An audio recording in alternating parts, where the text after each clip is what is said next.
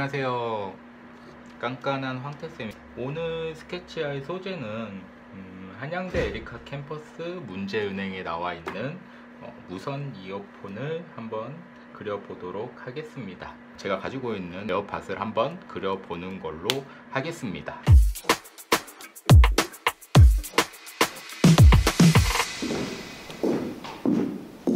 소재가 나왔으면 일단 형태적인 분석을 먼저 한번 해봐야 되겠죠. 전체적으로 봤을 때 정사각형처럼 보이지만은 이 뚜껑을 제외하고 봤을 때 제가 보는 비율은 이 아랫부분이 정사각형 형태를 지니고 있고 그 위에 뚜껑이 달려 있고요. 그리고 이렇게 라운드 면이 동글동글하게 돼서 학생들이 그리기 어렵다고 느끼고 이 라운드를 잘못 잡으면 찌그러지거나 이상하게 형태가 되는 현상이 발생이 되겠죠. 이어폰도 마찬가지로 그리기가 좀 까다롭죠. 왜냐하면 라운드 값들이 많기 때문에 그냥 처음 접하거나 하는 친구들은 좀 그리기가 어렵게 느낄 수도 있는데 좀 이따가 그리는 방식을 통해서 쉽게 그릴 수 있도록 한번 그려보겠습니다. 자, 미리 한번 대략적으로 설명을 해드리기 위해서 스케치를 해 놓았는데, 봤을 때 이런 정면과 뚜껑이 열렸을 때의 비율, 그리고 이어폰의 단면도들을 알고 있으면 형태를 그리기에는 정말 최상의 조건이죠. 그게 없는 상태에서 그냥 외관의 형태만, 아웃라인의 형태만 보고 그리다 보면은 좀 어렵게 느껴지실 거예요. 왜냐하면 변형하는 라운드가 많이 생기기 때문에 보통의 학생들은 그리기가 힘들죠. 그래서 어떤 소재가 나오든지 이런 정면의 모습과 옆면의 두께, 높이, 가로, 세로 높이에 대한 것, 혹은 이런 두께감에 대한 것, 그런 것들을 소재에 대한 분석이 이루어진 다음에 스케치를 떠야지 정확하게 그릴 수 있을 거예요. 이게 반복 숙달이 돼야지 시험장에서 사진 혹은 실물이 나왔을 때 쉽게 그릴 수가 있겠죠. 시험장에서는 이렇게 그릴 수가 없죠. 이렇게도 그릴 수도 없고 저거를 분석할 시간이 적어지기 때문에 빠르게 머릿속으로 가로, 세로 높이 혹은 두께, 뚜껑이 열리고 닫히고 라운드 값이 어떻게 되고 그런 것들을 빠르게 머릿속으로 생각을 해놓은 다음에 화면 구성을 하고 스케치도 하고 연출도 하고 이런 식으로 시험장에서 그려내야 되겠죠. 그러면 이런 뚜껑 같은 경우도 열리고 닫히고, 그리고 보시면 지금은 실물이 있기 때문에 좀 더 관찰을 할 수가 있는데, 뚜껑이 열렸을 때 90도로 직각으로 열리는 게 아니고 이렇게 조금 더 벌어집니다. 그러니까 90도로 열리는 것보다 한 100도, 아랫부분에는 충전을 할 수 있는 부분, 위에는 뚜껑이 있는 부분, 그리고 이런 식으로 열리고 닫히게 할 수 있는 경첩 부분이 있습니다. 자, 이어폰을 보면은 좌우 한 쌍이 있겠죠. 소리가 나오는 부분들에 구멍이 있을 거고, 센서 부분이 있을 거고, 마이크 부분이 있을 거고, 그래서 이렇게 이어폰까지 한번 그려볼 예정입니다. 자, 스케치를 잘 하려면 설계를 잘하면 될 것 같아요. 이 가로, 세로 높이 잘 한번 확인을 해 주시고, 라운드 값이 얼마나 될 건지 한번을 확인을 해 주시면 좋을 것 같습니다. 자, 그러면 이제 한번 스케치를 한번 해볼게요. 비트 주세요.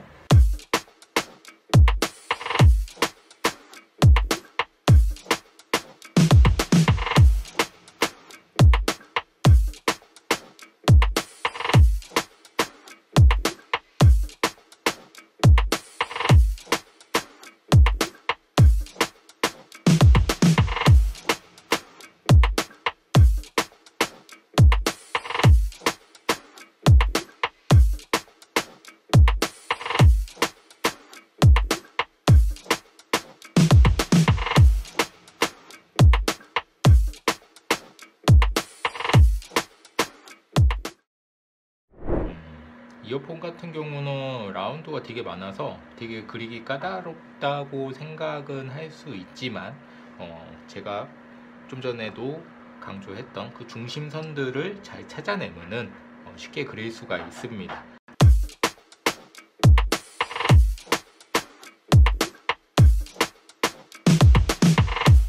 비트 주세요.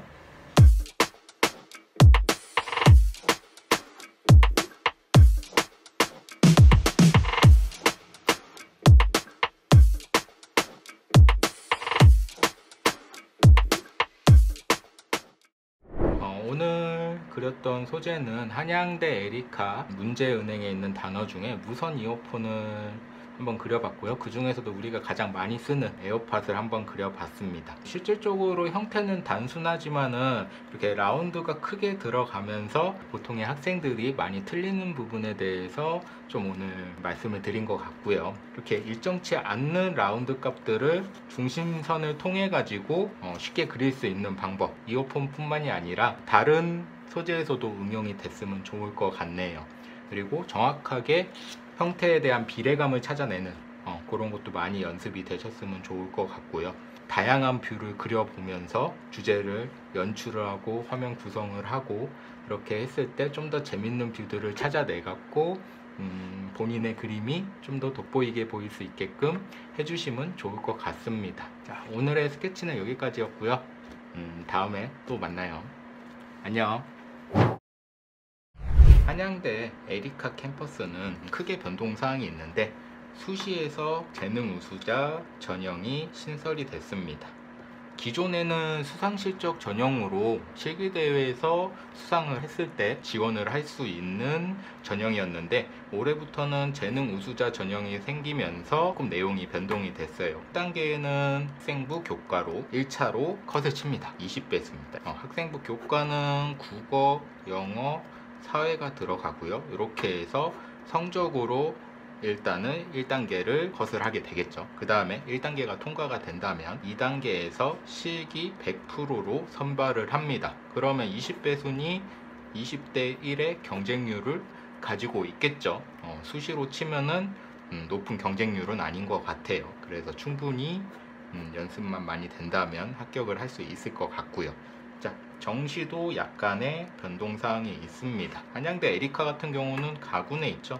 그리고 수능 반영 비율이 국어가 현재 35%, 영어가 35%, 탐구 한 과목이 30% 이렇게 해서 수능 반영 비율이 형성이 됩니다. 수도권에 있는 대학들은 대부분 100분위를 좀 많이 반영하는데 한양대 같은 경우는 표준 점수를 반영을 하죠. 그래서 계산을 하기가 까다로운데 이 계산을 하는 방식은 학교 입학처 홈페이지에 들어가시면 본인의 점수를 넣으면 정확하게 계산을 해줄 겁니다. 그 계산을 토대로 지원을 할 수 있습니다. 이렇게 해서 한양대 에리카 캠퍼스의 전반적인 이제 입시 변동 사항이었고요.